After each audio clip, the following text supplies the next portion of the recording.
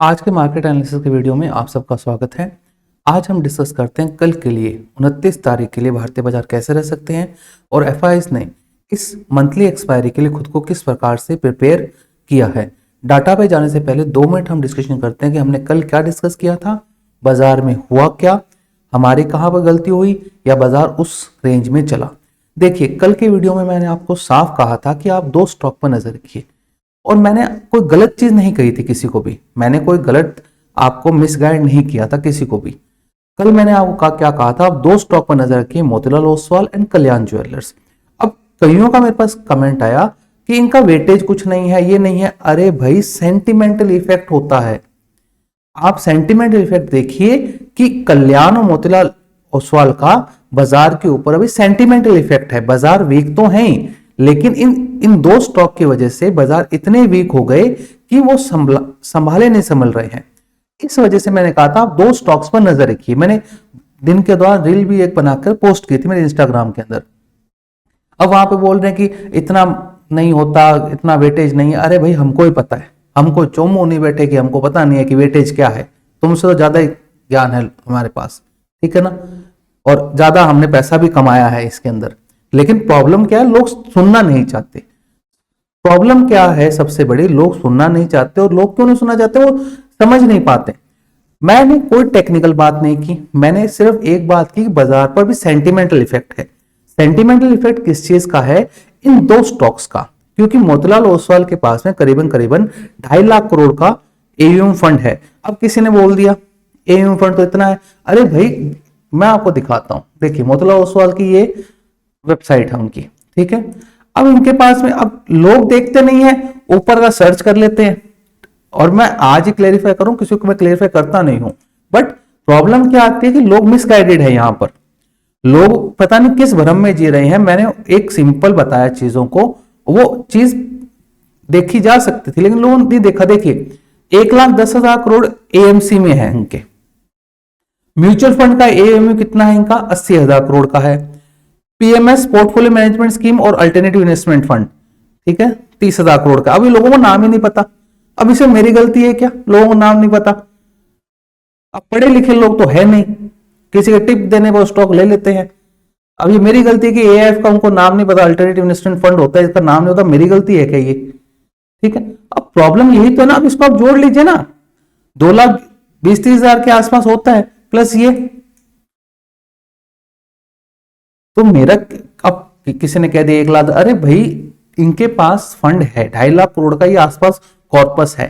चलो 2.5 लाख करोड़ फ्रॉड में नहीं है या कुछ भी नहीं है, कंपनी ठीक है, बट एक बाजार पर सेंटिमेंटल इफेक्ट एक स्टॉक का होता है, चाहे वो कंपनी छोटी है। अब मैं आपको सिंपल बताता हूं, अदानी एंटरप्राइजेस का निफ्टी में वेटेज क्या है, कुछ भी नहीं है। 2023 में जो इवेंट हुआ उसमें तो कुछ था ही नहीं निफ्टी में। हाँ, बैंक्स में कुछ नहीं था, फिर भी बैंक्स क्यों टूट गए भाई, मैं आपको दिखाता हूं। चलिए इस चीज को देखते हैं, मैं वो बताता हूं। देखिए, ये हिंडनबर्ग रिपोर्ट, स्टार्टिंग में मैं एसबीआई का चार्ट लगाता हूं आपके सामने। एसबीआई, स्टेट बैंक लगाना पड़ेगा क्या? चीजें क्या है कि प्रॉब्लमेटिक लोग कर देते हैं, सिंपल होती है। मैंने एक आपको सिंपल चीज बताई कि 2 स्टॉक्स पर ध्यान रखिए। आपको कोई ज्यादा मगजमारी करने की जरूरत नहीं है। अगर ये 2 स्टॉक रिवाइवल पर आए तो बाजार में तेजी होगी, ठीक है, टिकी नहीं वो तेजी। बाजार देखिए, अगर आप देखें, बाजार करीबन करीबन 120 तक गया, 120-30 गया। सेंसेक्स एक्सपायरी थी, सबको लपेट लिया इसने। बट एक चीज देखिए ना, यहां पे जो कंसोलिडेशन हुआ था, ये सेम कंसोलिडेशन कल्याण में हुआ था। और जैसे ही कल्याण ऊपर चलना स्टार्ट हुआ मार्केट में, आप मिड कैप देखिए ना, मिड कैप छोड़िए, मिड कैप के स्टॉक्स देखिए जिन जिन के अंदर मोतीलाल ओसवाल का एक्सपोजर है। ये एक चीज समझने वाली बात है, वेटेज से हर चीज नहीं होती। लोग समझते हैं कि वेटेज से हो सकता है, हाँ, एक बड़ा स्टॉक टूटता है, that is a different point, that is a different scenario. उसमें हम कुछ नहीं कर सकते, वो एक डिफरेंट सिनेरियो होता है। मैं आपको दिखाता हूं, 1 फरवरी 2023 ये है ना, हाँ ये रहा, देखिए। अब यहां पर देखिए, अदानी का कोई वेटेज नहीं था, मैं आपको समझाता हूं। अदानी एंटरप्राइज का कोई वेटेज नहीं था, ठीक है। बट ये 24 तारीख को रिपोर्ट आई, ठीक है, सैटरडे, कितना टूटा, 4.5%। देर आफ्टर टूटा कितना, 5%। ये नीचे में फिर 1 तारीख को बजट था, बजट वाले दिन भी वो अदानी के सर्किट लगा था, वो 20% का सर्किट लगा था अदानी के अंदर, तो ये नीचे में कितना जाके आया, 500 जाके आया। मतलब कहां पे था ये, 600 पे था, 500 आ गया, मतलब करीबन 20% निकल गया। क्यों भाई, दिक्कत तो अदानी की है ना। छोटे स्टॉक्स अभी मिड कैप स्मॉल कैप से ज्यादा पिटाई क्यों हो रही है, कि मोतीलाल ओसवाल का सेंटिमेंटल इफेक्ट उन स्टॉक्स पर पड़ रहा है। There is a nothing anything, आप चाहे टेक्निकल लगा लीजिए चाहे कुछ भी लगा लीजिए, लेकिन सेंटिमेंटल इफेक्ट मार्केट पे होता है। आप चाहे बना कितने भी कर लीजिए, कोई कितने भी ज्ञान वगैरह दे दीजिए, बट इस चीज को मानना जरूरी होता है। और देख काम कर रहा है ना, ठीक है, ये कल काम नहीं करेगा, चाहे परसों काम नहीं करेगा, लेकिन ये अगर गिरा ना कल कल्याण, तो ये कल वापस से वही चीज होगी। लेकिन कल्याण कल बढ़ा, तो वापस कह रहा हूं अभी एक दो दिन के लिए कल्याण के अंदर, Kalyan Jewellers and Motilal Oswal is the central key point of the market, face of the market. मैं ये बोल रहा हूं आपको, आप ये देख लीजिए, ये 410 12 420 का था, ठीक है, 420 का 445 50 तक हुआ, ठीक है, करीबन करीबन नीचे से कितना बढ़ गया, ये 20 से लेकर 50 तक गया, तो कितना 20 रुपया बढ़ गया, नीचे से 5% बढ़ा। नीचे से 5% बढ़ते मार्केट देखिए ना, ये mid caps, Nifty mid cap कितना था, 1152 था, कितना चला गया, 750 तक चला गया। अब इसमें अगर तेजी नहीं आप मानते तो किसको मानते हैं भाई तेजी आप। मेरा कहने का सिंपल था, मैं देखिए आप, कोई मैं आपको गलत राय तो दे नहीं रहा हूं, मैंने आपको ये सिंपल बताया कि अभी बाजार के अंदर दो फेस हैं, दो फेस हो मतलब कि बाजार का जो तंबू है दो बंबू पर खड़ा है, कल्याण और मोतीलाल ओसवाल। क्यों बोल रहा हूं, अभी भी मैं अपनी बात पर एकदम कायम हूं, क्योंकि ये एक्चुअली के अंदर इनका एयूएम के अंदर और इतना ज्यादा एक्सपोजर है। अब आप, मैं सिंपल बताता हूं, एक चीज समझिए, ये मिड कैप, मैं एक मिड कैप इंडेक्स लगाता हूं, मिड कैप की कोई भी लगा लेता हूं, मिड कैप ये लगा लेते हैं क्या, 100 लगा लेते हैं, ठीक है। निफ्टी तेज था तो मिड कैप 100 क्यों टूटा भाई आज, ये कितना था, 51,000 पर था ये, अब 51,000 से 52,000 गया, 2% बढ़ा ये। और ये सेम तेजी उस समय है जिस समय कल्याण में तेजी आई है। अब ऐसा तो है नहीं कल्याण सेम एस मिड कैप का कोर कोर है, इसके बाद 20% का वेटेज है, ऐसा तो है नहीं भाई।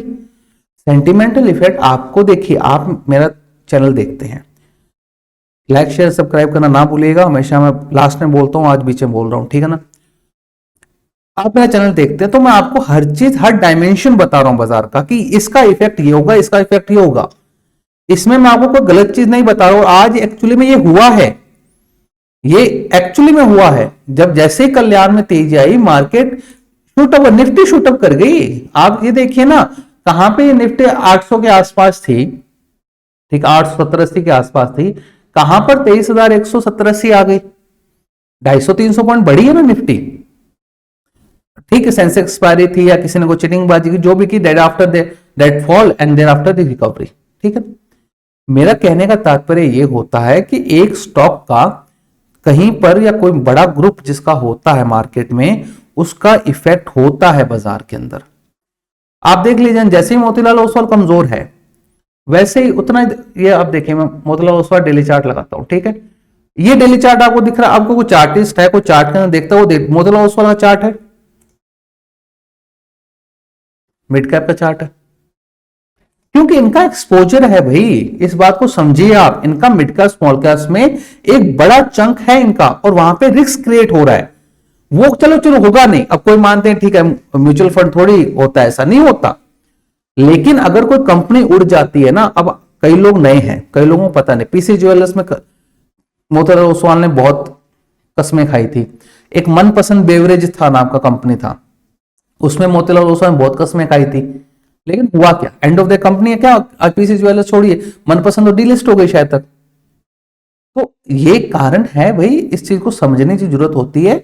अभी भी मैं कह रहा हूं, centre of the face point यही दो है, बाजार वीक नहीं है, बाजार थोड़ी तेजी आ सकती है, बट इन स्टॉक्स में अगर पेन रहेगा, इवेंचुअली बाजार गिर जाएंगे, क्योंकि एक रिस्क क्रिएट हो जाएगा।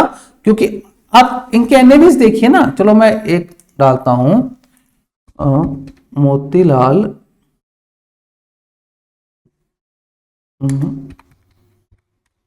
ओसवाल फ्लेक्सी फंड, ठीक है ना, फ्लेक्सी फंड,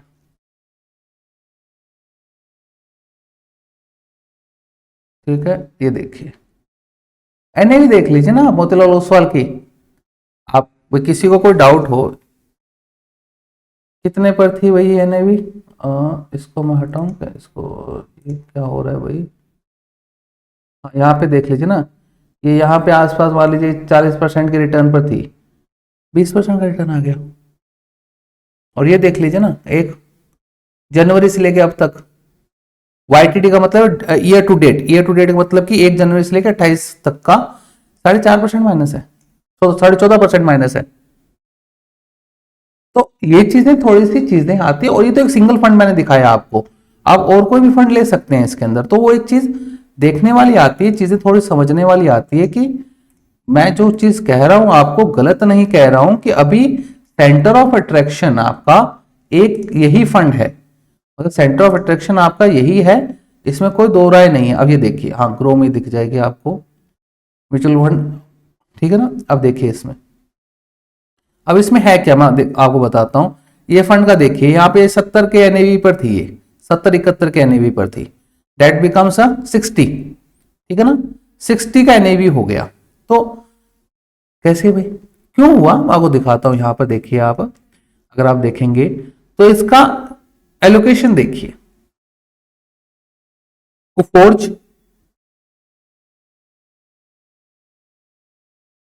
कुफोर्ज, कल्याण, कुफोर्ज में 10% है, कल्याण के अंदर, तो बड़ा कर देता हूं आपको दिख जाएगा, थोड़ा पेज को बड़ा कर देता हूं। हाँ, कुफोर्ज के अंदर देखिए आप 10% है, कल्याण के अंदर 10% है, पॉलीकैब में 9% है, ट्रेंट के अंदर 9% है, परसिस्टेंट के अंदर 9-10% है, Mahindra and Mahindra Jio finance के अंदर 7.5% है, भारती चोलामंडल, पीजी इलेक्ट्रो, मतलब ये पीजीएल, ये आपके डिक्सन की सेम कंपनी है, ठीक है ना, भारती, एलएनटी, ट्यूब इन्वेस्टमेंट। अब प्रॉब्लम क्या है मैं आपको समझाता हूं। ट्यूब इन्वेस्टमेंट है, अब ट्यूब इन्वेस्टमेंट का नाम हुआ है केतन पारीक वाले स्कैम के अंदर नाम आया हुआ है, कोई इंसिडेंट ऐसे तो नहीं होता ना कोई चीज का।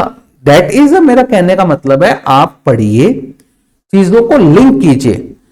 आप एक ही चीज को देखते रहेंगे वो आपको मिसगाइड कर देगी, क्योंकि ट्यूब इन्वेस्टमेंट में 2.72% का एयूएम का स्टेक है, एक फंड की बात कर रहा हूं मैं। ट्यूब इन्वेस्टमेंट कंपनी जो है, इसका नाम आया था केतन पारीक वाले स्कैम के अंदर, जिस समय ये पॉलिसी बाजार का भी आया था, क्योंकि फंड मूविंग के अंदर इनका नाम आया था।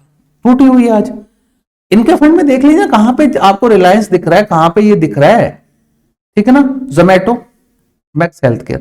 तो ये ऊपर में देख लीजिए, कल्याण का अगर किसी कंपनी 10% वेटेज है, और वो स्टॉक आप यहां पे देखिए, ये अगस्त के भाव पे लमसम आ गया आपने, और ये पैसा भी बना के दिया, ऐसा नहीं कह रहा पैसा नहीं बना के दिया। 2023 से देखिए ना, 33 रुपए की आपकी डबल हो गई एक तरह से। तो वो चीजें मैं आपको ये चीज समझा रहा हूं कि मार्केट में अभी सेंटर ऑफ अट्रैक्शन जो है इन दो स्टॉक्स पर है, और मैं इसमें अभी भी मेरी बात सेंटेंस पर एकदम कायम हूं।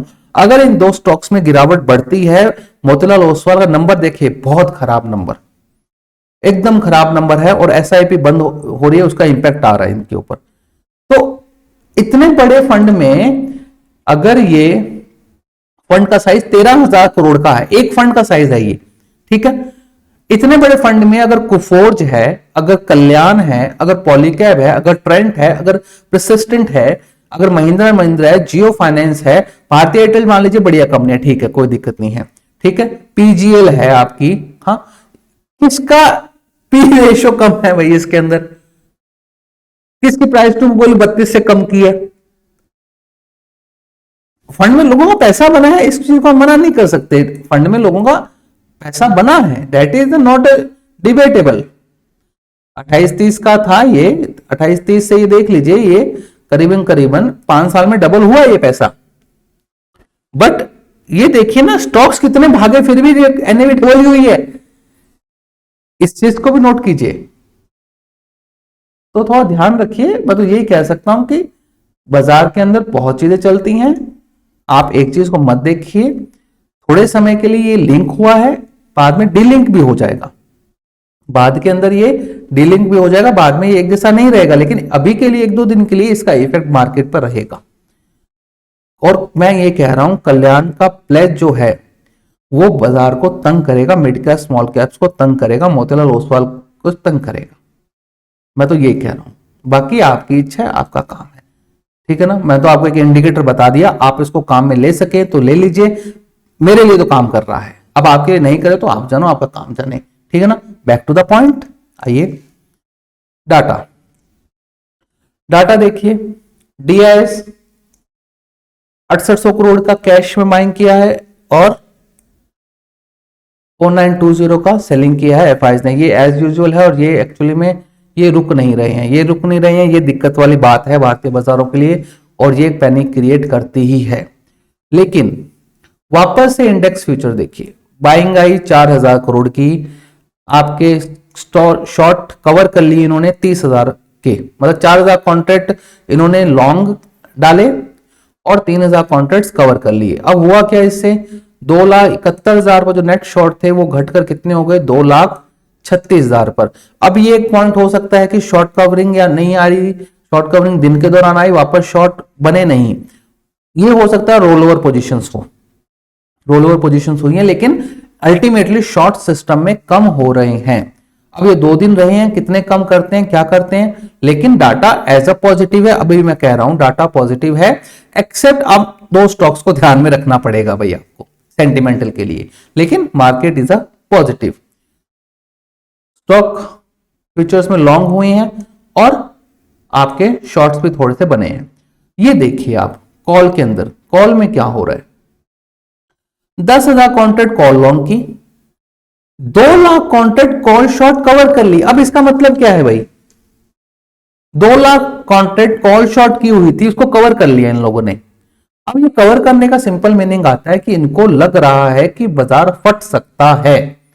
आज ही दिन के दौरान नीचे लेके आ गए, वहां पे कवरिंग हुई है और ये एक्चुअली इनको लग रहा है फट सकता है। अभी मैं कह रहा हूं आपको, बाजार फटने की कगार पर है ऊपर की तरफ। अगर कल्याण और मोतीलाल ओसवाल के अंदर थोड़ा सा रिकवरी होता है और इनमें पेन नहीं होता है तो मिड कैप्स में भी होगी, लेकिन निफ्टी में तो होगी तेजी, क्योंकि डाटा इस हिसाब से बन रहा है। ठीक है, ज्यादा नहीं हो, 23,300 ना जाए, 23,200 तक हो सकती है। आज भी 23,132-33 तक बाजार गया है। मैं ये नहीं कह रहा हूं कि सेंटिमेंट स्ट्रक्चरल डैमेज नहीं है, इंडिया के ऊपर स्ट्रक्चरल डैमेज है। एक शॉर्ट कवरिंग रैली की बात कर रहा हूं मैं यहां पर। मैं ऐसा नहीं बोल रहा हूं मार्केट 26,000 पहुंच जाएगा, मैं नहीं कह रहा हूं आपको।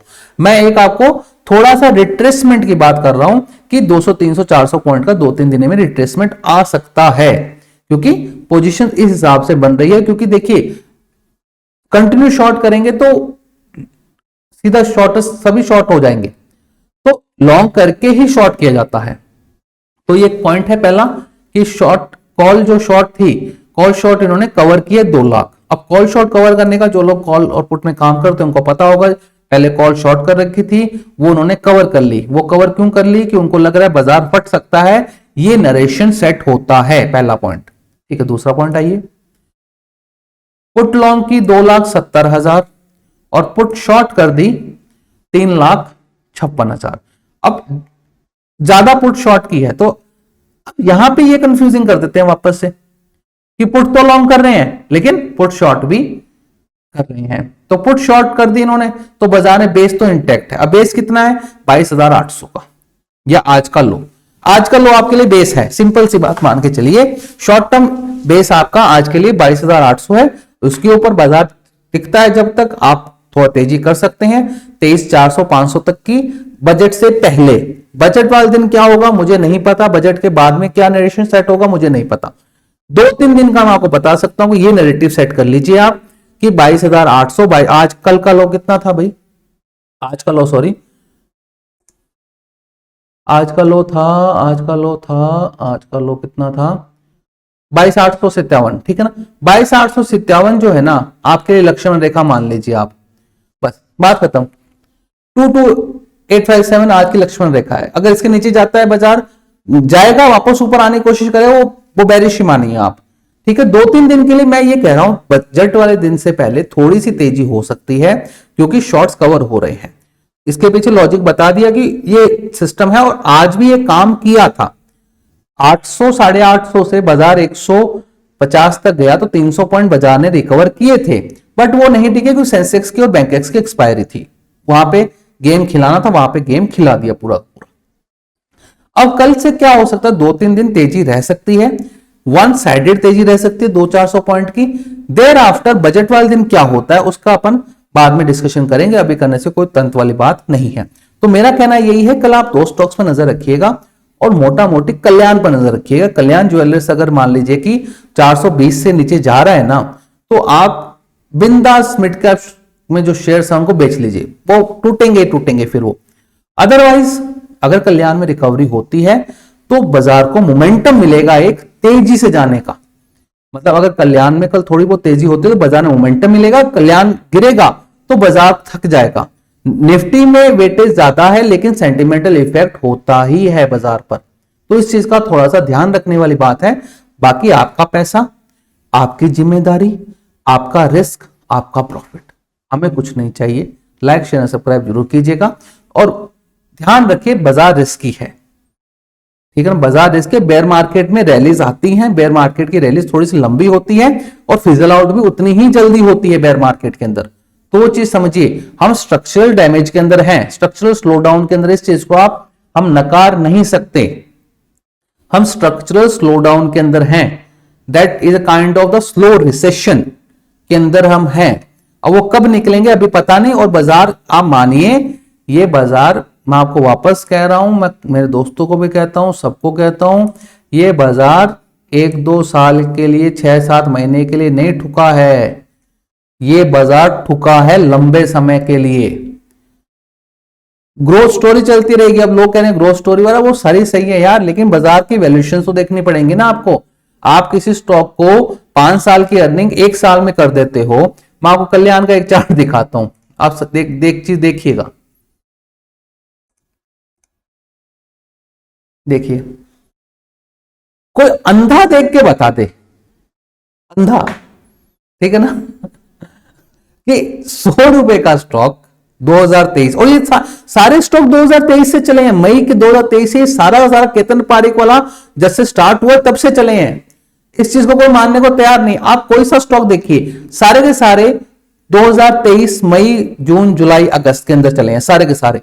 ये सारा का सारा जब टाइगर ग्लोबल और ये केतन पारिक वाला सिस्टम चला था ना, तब से चले हैं सारे स्टॉक। भाई 100 रुपए का स्टॉक, ऐसा क्या हो गया? अर्निंग देखते हैं, 1 रुपए का ईपीएस था, 33 बिलियन का था, डबल ही तो हुआ। ईपीएस तो उतना ही बड़ा है वैसे भी, सेल्स डबल हो गई, तो सेल्स डबल हो गई तो रेवेन्यू 8 गुना हो जाता है क्या? 100 रुपए का स्टॉक। और उससे पहले अगर जाऊं तो 2022 के अंदर तो ये कितने का था, 1 मिनट रुकना, 2022 में 60 रुपए का, 55-60 का। चलो मान लीजिए 2022 में किसी ने पकड़ लिया है, 23 में पकड़ लिया, 23 में पकड़ लिया है, 700-800 रुपए, 8 गुना स्टॉक की वैल्यू आपने कर दी। तो ये कोई 1 साल की अर्निंग तो डिस्काउंट की नहीं आपने। ये अर्निंग आपने कोई 1 साल की डिस्काउंट थोड़ी की है कि आपने कोई 1 साल की डिस्काउंट कर ली, ठीक है भाई, ऐसा तो हो नहीं सकता। ये आपको देखना पड़ेगा, अर्निंग्स बढ़ाना एक है, वैल्यूएशन बढ़ाना एक अलग बात होती है, वैल्यूएशन को लास्ट करना एक बात होती है। मैं आपको एक चीज वो दिखाता हूं, अब देखिए आपको मजा आएगा। ओला, मैंने मेरे कई वीडियोस में पहले कहा कि भाई ये कंपनी ठुकी हुई है, इसका कुछ नहीं होना। देख लीजिए, 140 रुपए का 60 रुपए, 20 रुपए आ जाएगी ये कंपनी। लोग कर रहे हैं, 20 रुपए आ जाएगी ये कंपनी, 10-15-20 में रुलेगी ये कंपनी, देख लेना। बाइंग सेलिंग रिकमेंडेशन नहीं है, बट एक पॉइंट है, आपको समझना पड़ेगा। How much valuation they give, कितनी है? 300 बिलियन, मतलब कि ये 30,000 करोड़ की हो गई, जबकि ये जब 150 पे था कितना था, 1 लाख करोड़ की थी ये, 1 लाख 120, हाँ हो गया ना, 1 लाख 120, 80 करोड़ की हो गई, 80,000 करोड़ का, 80,000 करोड़ की वैल्यूएशन दे दी आपने इसको। और सामने हीरो मोटोकॉर्प की कितनी है, एनएससी में नहीं है कि, एनएससी में है ना, 880,000 करोड़ की। मतलब आपने हीरो मोटोकॉर्प के बराबर आपने वैल्यूएशन दे दी, कितनी? ओला को दे दी। ठीक है, न्यू एज बिजनेस है, लेकिन कोई दीन धर्म तो होता है ना, कि आपका कोई दीन धर्म ईमान तो होता है कि वैल्यूएशन देने का। अब क्या होगा, क्या एंड में देखिए, मैं बता देता हूं आप। और बिजनेस देखिए, सब देखिए यार, लेकिन लोगों को तो अंधा करना है। ये नहीं आएगा, ये 20-30 रुपए आकर 10 रुपए आएगा, यही होना है इसके अंदर, मैं आपको बता दूं। हाँ रेदर कोई मान ली टर्न अराउंड स्टोरी हो जाए, कुछ हो जाए, उसका पता नहीं है, लेकिन अभी का चार्ट कोई चलिए चार्टिस्ट है, कोई चार्ट देखता, कोई जिसको फंडामेंटल से कोई मतलब नहीं, जिसको थ्योरम से कोई मतलब नहीं है, जिसको बिजनेस से कोई मतलब नहीं है, टेलविंड पता नहीं, हेडविंड पता नहीं, छोड़िए, कोई चार्ट वाला बंदा वही बोल देगा ये ठुक गया स्टॉक। वो तेजी कहां करेगा? 100 रुपए। और ये तेजी देखिए, ये तेजी कौन सी आई मैं आपको बताता हूँ। ये वाली तेजी पता है आपको, ये 2300 स्टोर खोले थे ना, वो आई। स्टोर कैसे खोले? 2 दुकानें ले ली, ओला का बोर्ड लगा दिया, 2 चेयर रख दी, एक स्टूल रख, एक बेंच रख दी, भाई ओला का स्टोर खुल गया। अरे चोमो थोड़ी है लोग कोई इतने, ठीक है थोड़े बहुत है लेकिन सारे थोड़ी हैं। ठोक दिया ना स्टॉक को, क्या होगा? दैट इज माय पॉइंट कि वैल्यूएशन को बढ़ाना एक पॉइंट होता है। आप हीरो मोटोकॉर्प के बराबर ओला का वैल्यूएशन लेके जा रहे हो, ठीक है, लेकिन सस्टेन तो कराओ, नंबर तो दिखाओ। तो वही चीज आ रही है कि आपने 80,000 करोड़ की वैल्यूएशन कर दी ओला की, मतलब कि मैं आपको बताऊं अगस्त 2024 में इसकी 80,000 करोड़ की वैल्यूएशन थी, डेट वैल्यूएशन बिकम द 65, अभी 30,000 करोड़ की है। हाँ, तो हो गया, देख लीजिए। तो न्यू एज बिजनेस है, पैसा बनता है, बट आपको देखना पड़ेगा कि उससे एक्सेप्टेबिलिटी है या नहीं है। That is my point. आपसे मैं कुछ ले नहीं रहा हूं, बट मैं कुछ चीज बता रहा हूं कि ये चीजें होती हैं, ये चीजें कोई नहीं बताता। ये चीजें मैं बताऊं इतने खुलेआम कोई नहीं बोलता। सब बोलेंगे नहीं नहीं थोड़ा खराब है, अरे भाई ठुक गया, खराब छोड़ तू यार, ठुक गया, ये क्या होगा? मेरा चैनल तो उड़ जाएगा और बना लेंगे अपने, क्या है, ठीक है ना। वे कोई सिंपल सी बात, कोई बोलते क्या क्या लगता है आपको? मैं ठुका पड़ा है, आएगा 10-15 रुपए आएगा, कर लेना, ले लेना, उस समय क्या कर लोगे? अब कोई को मैं कह दूं 100 रुपए का, अब देख लीजिए ना, 100 रुपए का स्टॉक 65-35% तो गया, 20-30 में आने में क्या दिक्कत है?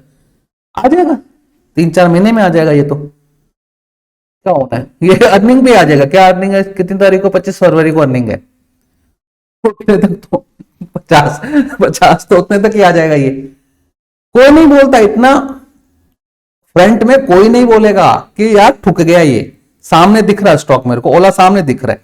हाँ, तो यही हो रहा है। मैं आपको एक चीज और सिखा दूं, ये चीज मुझे वीडियो में बताना है तो मैं आपको बताऊंगा वो चीज। तो आप समझिए पीयर एनालिसिस भी कोई चीज होती है।